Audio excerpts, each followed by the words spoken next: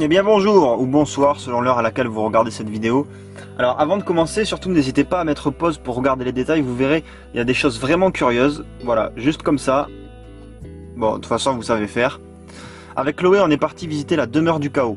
La demeure du chaos, vous devez connaître, c'est un musée d'art contemporain assez étrange.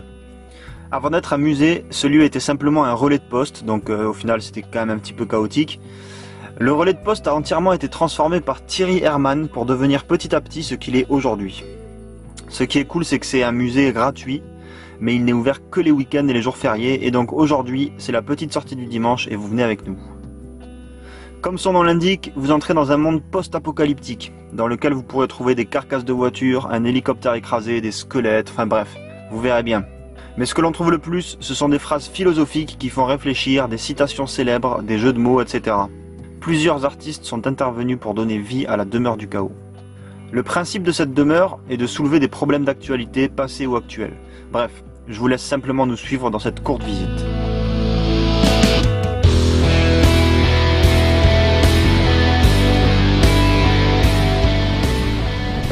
Bon ben là on va visiter la demeure du chaos. Voilà.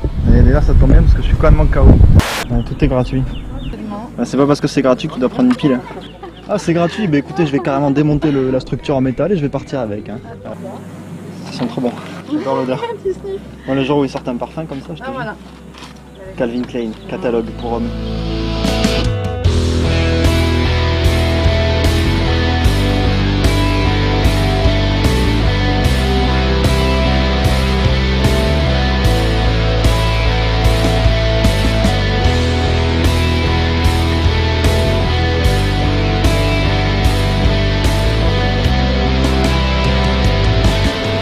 C'est le chaos mais ils font quand même le tri. Hein.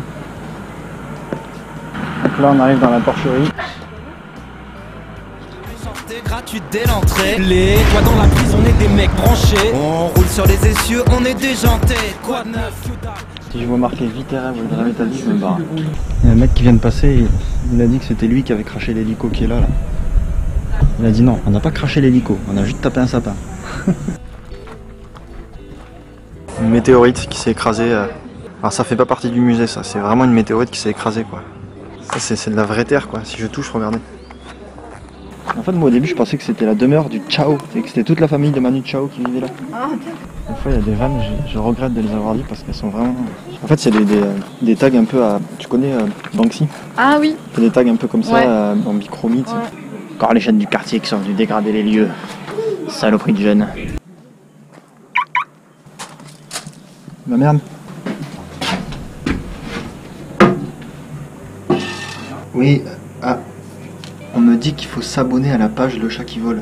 Ouais, je leur ai dit, ça y est. Ouais, apparemment faut mettre aussi un j'aime et laisser un commentaire. Voilà, moi c'est pas moi qui dis ça. Hein. J'en profite pour faire une petite pub pour Schweppes. Surtout n'oubliez pas de consommer. Alors ça c'est vraiment bizarre, hein. C'est vraiment troublant. Ça c'est des œuvres, il faut pas regarder quand t'as pris de la drogue.